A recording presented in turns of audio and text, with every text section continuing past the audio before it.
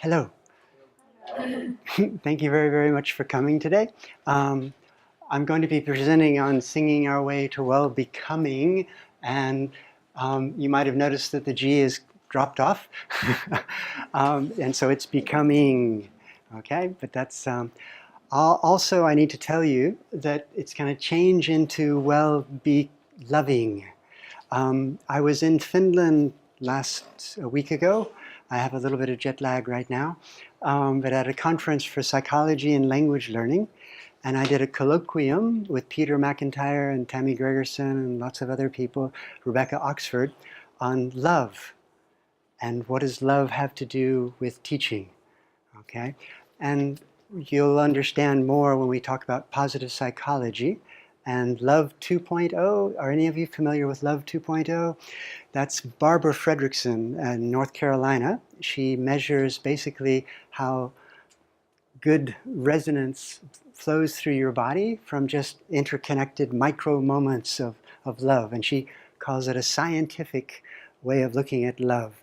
Keep your romantic way of looking at love, but also make another box in your brain for a scientific way of looking at love. Okay? And she will be talking a lot about that. I'm getting into the theory beforehand. I wanted to do something practical first. This is my agenda for today. I want to give you a speed dictation that you need to write down. Okay? Do you all have a pen or a pencil? You can use electronic, and I have some spare paper anywhere. Yeah. You can write it at the bottom there. Okay? That's all my notes, though. Okay? So, and if you could get with a partner, it would really help also. If you're in threes, that's fine. Could you come up here and join Graham? Yeah. Thank you. Because you get to cheat.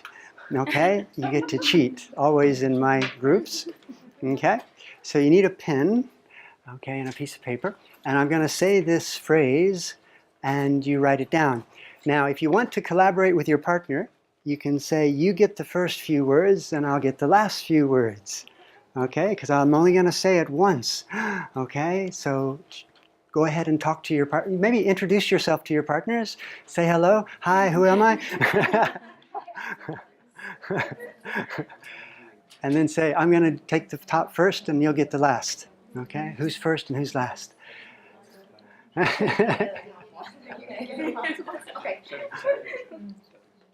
Okay, are you ready? Okay, here we go. Truly awesome, so tenacious, lovingly vivacious.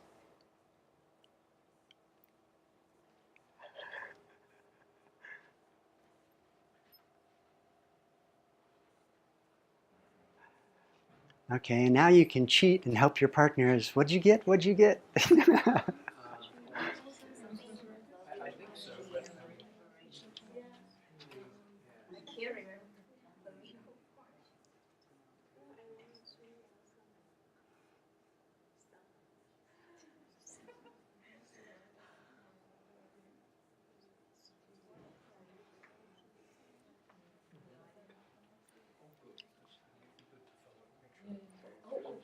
Oh.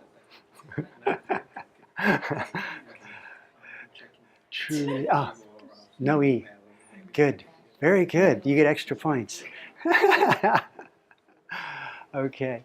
I tell my Japanese students, never trust a native speaker for spelling. And so if they can find out where I misspelled a word, they get extra points. Okay? But it's also to get them used to making mistakes, and it's okay. It's part of learning a language. Truly awesome, so tenacious, lovingly vivacious. I give them 5 strategies to memorize this, and I'm going to do them with you really, really quick. Afterwards, I'll explain the theory a little bit. The first one is chunking. When you have a long phrase that you want to memorize, you want to put it into small pieces and chunk it. Back formation is something I learned in Switzerland when I was a graduate student there doing my PhD on the use of music and song in language learning. I sang in a choir. We sang in 4 languages we didn't really know, but we had to memorize all of the words because we couldn't have papers in front of us when we performed. And we memorized the last line first, the next to the last line, the next. So it was always back formation. And I also did jazz dance at that time in my life, and we did performances, and they always taught us the last movement first, and then the next to the last, and then going backwards. And it seemed to stick in our minds more. So if you'll try with me, say vivacious.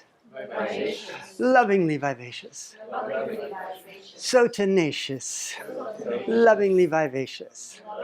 So tenacious, lovingly vivacious. So tenacious, lovingly vivacious. Truly awesome, so tenacious, lovingly vivacious. Truly awesome, so tenacious, lovingly vivacious. Great, great. And the rhythm is actually something that really helps my students a lot. If you'll put down your pens for a moment and put up your left hand, and you're just going to tap on the base of your palm. You don't have to clap loud, okay?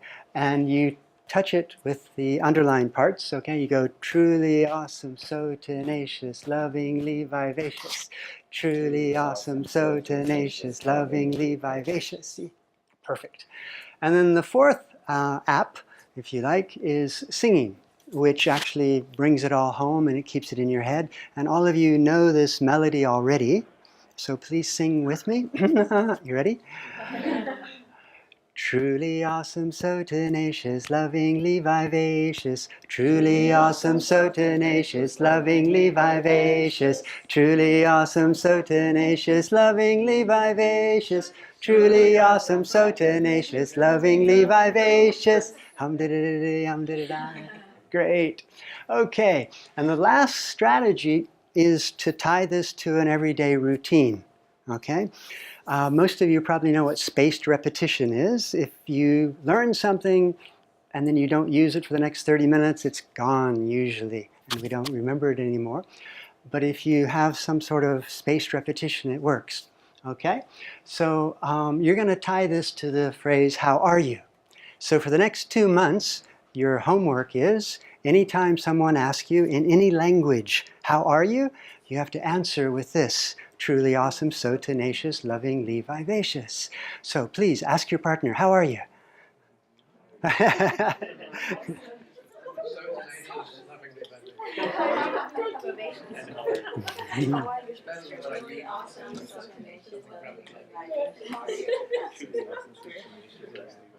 Yay! Great, great.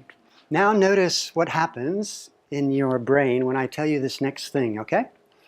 About every 5 or 10 minutes during this presentation, I'm going to be asking you to ask your partner, how are you? Okay, what happens in your brain?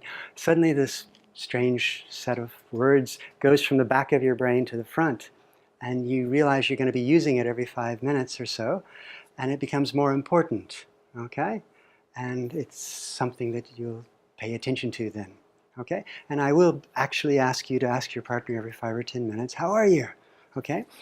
Another thread of this is the last 2 or 3 years I've been studying a lot of positive psychology. How many of you are familiar with positive psychology?